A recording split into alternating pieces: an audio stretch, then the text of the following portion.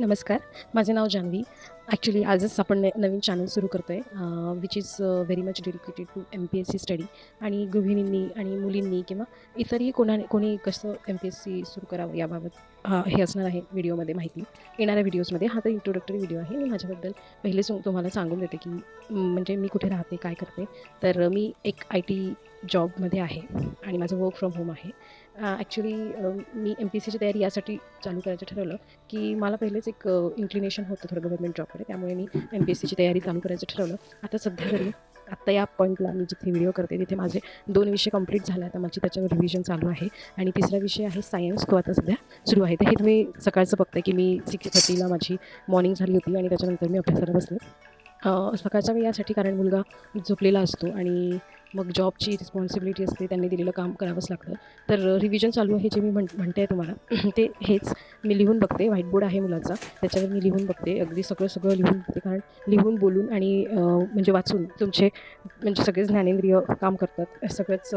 म्हणजे सगळंच काम केलं तर ते तुमच्या मेमरीमध्ये चांगलं फिट होतं. हे ॲक्च्युली त्याच्यामागचं एक रिझन आहे आणि लिहून बघितल्याने ना चांगलं लक्षात राहतं.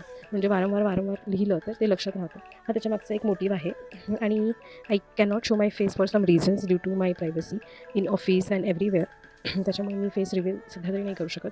बट जेव्हा माझ्याकडे पोस्ट असेल, पोस्ट नसली आणि मी जॉब जरी सोडला ना माझा ITचा, तरी I will reveal my face. But सध्या तरी माझा असाच अभ्यास चालू आहे. मी सकाळी उठून अभ्यास करते, मग ऑफिस जॉईन करते आणि मग मुलगा शाळेत गेल्यावर मला जो वेळ मिळतो त्यात अभ्यास करते.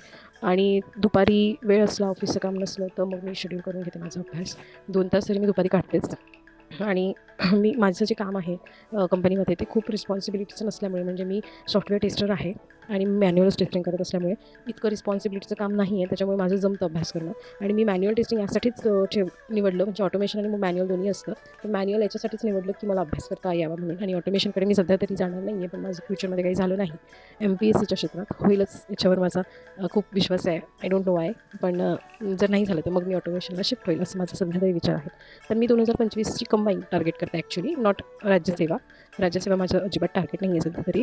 कंबाईनच माझं टार्गेट असल्यामुळे मी कंबाईनच्या यानेच अभ्यास करते. मी जे पहिले क्लासेस केले म्हणजे पॉलिटीचा, मी जेव्हा पॉलिटी करत होते मी तेव्हा फक्त पॉलिटिक्स करत होते. मी तेव्हा कुठलाही विषय करत नव्हते, कुठलाच नाही.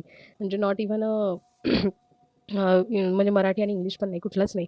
मी फक्त पॉलिटीचे क्लासेस व्यवस्थित केले, रिव्हिजन केले 1-2. आता माझी 3री रिव्हिजन पॉलिटीवर चालू आहे. आणि हे कोळंबे सरांचं बुक आहे. ॲक्च्युली मी क्लासेस स्टेप अप अकॅडमीचे लावले होते. स्टेप अप अकॅडमी मोस्टली सगळ्या MPSC करणाऱ्या लोकांना माहिती आहे. दिलीप खडतकर सर.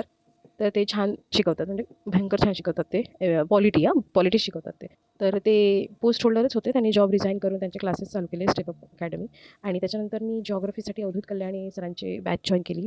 अप्रतिम! म्हणजे जिओग्राफी कोणाकडून शिकावं तर अवधूत कल्याणी सरांकडूनच शिकलं. तर मोस्टली जे अवघड जातं ना, मला तरी अवघड जात होतं. सायन्स स्टुडंटला जिओग्राफी आणि हिस्ट्रीची खूप भीती वाटते.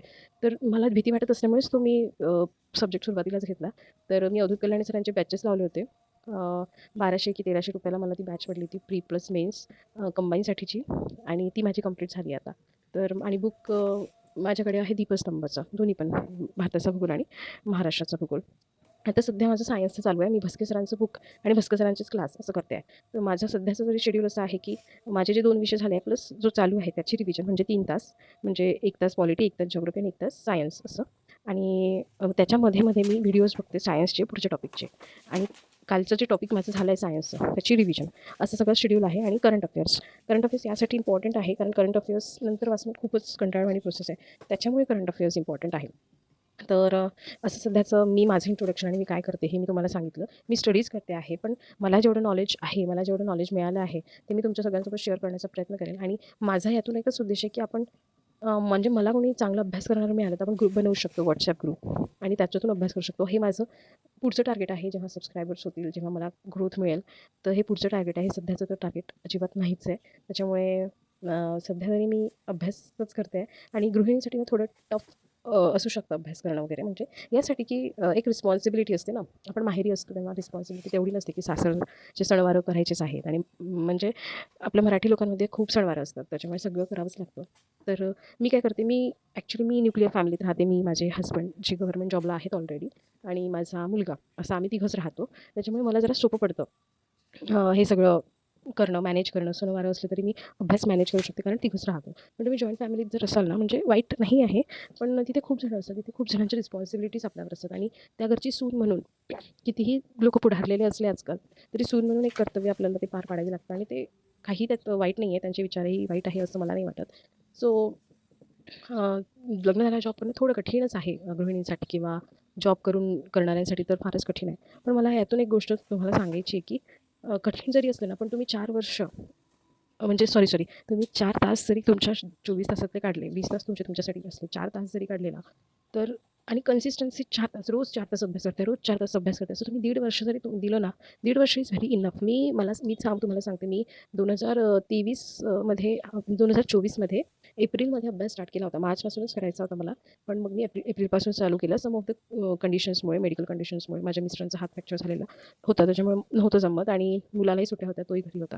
त्याच्यामुळे जरा ते कठीण गेलं. पण जेव्हा सगळं सुरळीत झालं, ते ऑफिसला जायला लागले मिस्टर आणि माझा मुलगा थोडा वेळ मला त्याच्यातून मिळत होता सकाळी उठून मिस्टर आल्यावर. तर मी असे 4-4 तास काढत 2024 पासून एप्रिल महिन्यापासून मी अभ्यास स्टार्ट केला. तर आता चालू आहे. आता माझे 3 विषय कंप्लीट होण्याच्या ह्याच्यावर आहे. मला फक्त एवढंच सांगायचं की वेळ काढायचा स्वतःसाठी आणि अभ्यास करायचा. आता मॅथ्स, रिझनिंग नसतं खूप जणांचं चांगलं आय नो, पण प्रॅक्टिसने तेही चांगलं होऊन जातं. सो त्याच्याबद्दल काही काळजी करायची गरज नाही. तर हा ॲक्चुअली इंट्रोडक्टरी व्हिडिओ होता. आपण पुढे भेटूच. तर तोपर्यंत प्लीज सबस्क्राईब करा. Thank you so much.